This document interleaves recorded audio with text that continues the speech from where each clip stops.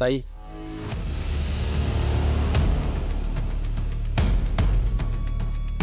हिम्मतवाली आहेस. ती तर मी आहेच. शिरीष घाणेकरला पळवून नेण्यात तुझा काय फायदा आहे ग? माझा फायदा आहे की नाही त्याचा विचार तू नको करूस.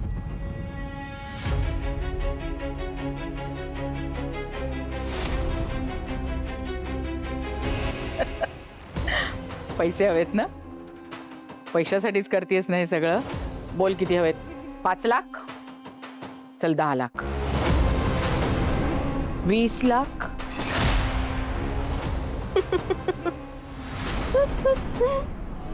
1 कोटी जरी दिलेस ना तरी नाही करणार.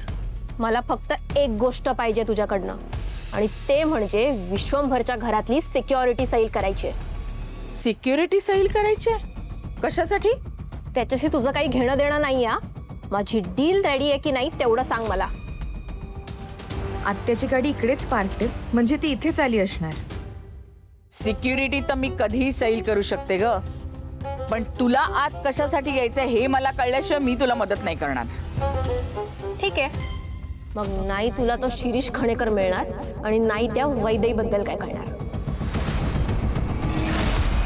वैदेहीबद्दल तुला काय माहितीये? काय माहितीये?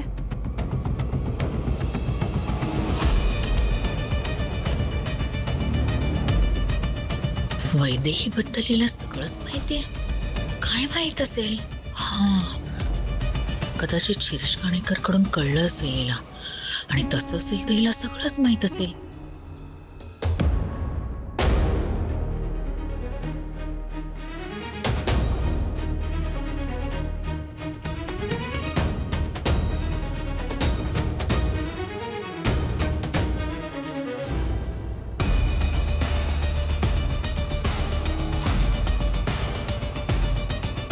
जर तुला कधी वाटलं की तुला शिरीष घाणेकर हवाय तर हा घे माझा नंबर, मला कॉल करायचा. शुभू, आत्या वैशालीला भेटायला आली. ह्या दोघी काय बोलत असतील? काय कळणार नाही.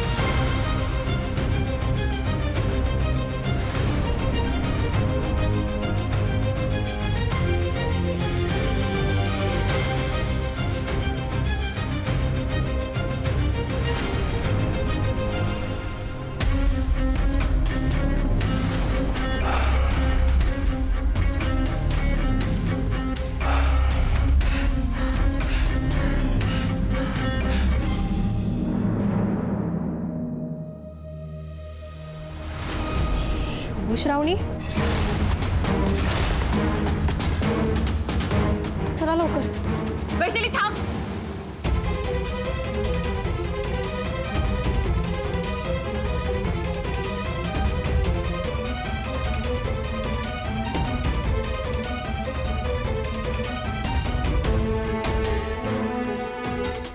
लवकर चल. शुभवन, श्रावणी, गण आजी आपल्या हाताला लागलीच पाहिजे.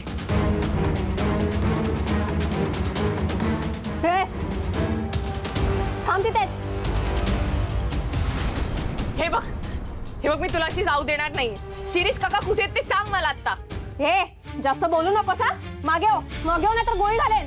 हे बघ, फक्त शिरीष काका कुठे आहेत ना तेवढं सांग, बाकी मला काही नकोय. तुला सांगितलेलं समजत नाहीये का? वैशाली ऐक. मागे हो नाही तर गोळी घालेन. शुभू, आता काय करायचं?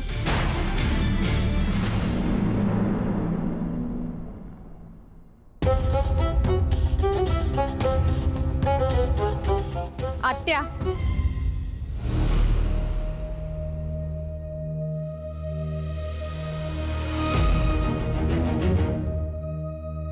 काय ग, इतक्या घाईघाईने कुठनं येत होतीस? घाईघाईनी? मी कुठून आले? मला सांग, त्या वैशालीला का भेटली होतीस? कोण? कोण वैशाली? तीच ती जिला आता गोडाऊन मध्ये भेटली होतीस. काय बोलत होतीस? मला नाही माहित कोण वैशाली. काय बोलतीस तू? आत्या, खोटं बोलू नकोस. त्या वैशालीला भेटून काय बोलत होतीस ते सांग. श्रावणी, मी माझ्या कामासाठी गेले होते आणि तुझ्या प्रश्नाचं उत्तर द्यायची मला गरज वाटत नाहीये.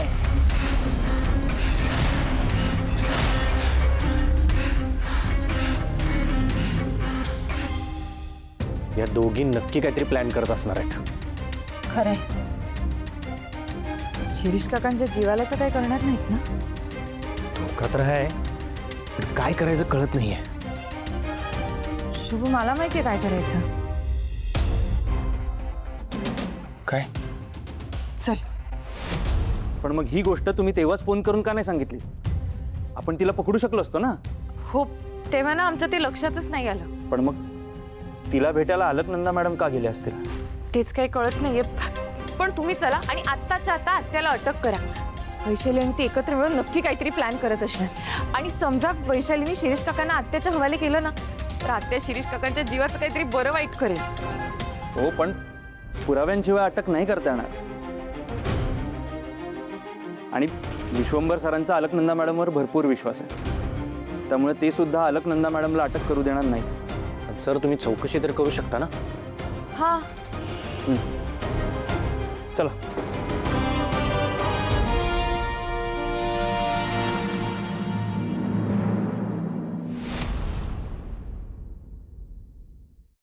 बोल इंद्रनील. सानू, मला माफ कर ना प्लीज. स्वीटीने जो तमाशा केला ना, मी काहीच नाही करू शकलो. अगं, खरं तर मला पण स्वीटीचा लय राग आला होता. तिने जे केलं लय चुकीचं केलं. हवं तर ना मी स्वतः माफी मागतो स्वीटीच्या वतीनं, तुझी आणि तुझ्या सगळ्या कुटुंबाची. इंद्रनील, मला तुझ्याशी काहीच बोलायचं नाही, कारण माझ्या आईने तुमच्या घरातल्या कुणाशी बोलायचं नाही आणि संबंधही ठेवायचा नाही असं सांगितलंय. हे सानू, असं नको बोलूस ना. बोलायचं नाही तुझ्याशी म्हणजे, अगं प्रेम आहे ना आपलं एकमेकांवर. अरे प्रेम आहे की, पण त्या प्रेमाचा काय उपयोग आहे? नाही, असं बोलू नकोस. मला लग्न करायचंय तुझ्याशी. लग्न? अरे स्वीटीने एवढा मोठा कांड केलाय, तर माझ्या घरातले माझं तुझ्याशी लग्न का करतील? जरा विचार कर. इंद्रनील, मला आता इथून पुढे प्लीज फोन करू नको. नाही का, स्वीटीचं सोड ना. मी आहे ना. मी बाय.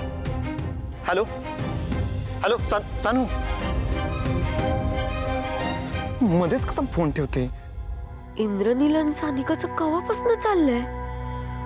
एवढे दिवस मला काहीच कसं कळलं नाही. पण बरं झालं, आता मला याचा चांगलाच वापर करता येईल.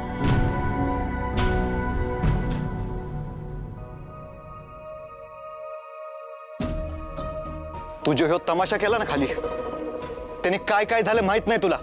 का असं करायलीस तू? किती बदलली तू. बदललो. प्रेम रे, प्रेम. प्रेम माणसाला बदलायला भाग पाडतं. जसं तुझं सानिकावर प्रेम आहे. काळजी नको करू, ऐकलंय मी समजा. काही हरकत नाही. हे बघ, तुला सानिका पाहिजे ना? मी शब्द देतो तुला, सानिका तुझी होईल कायमची.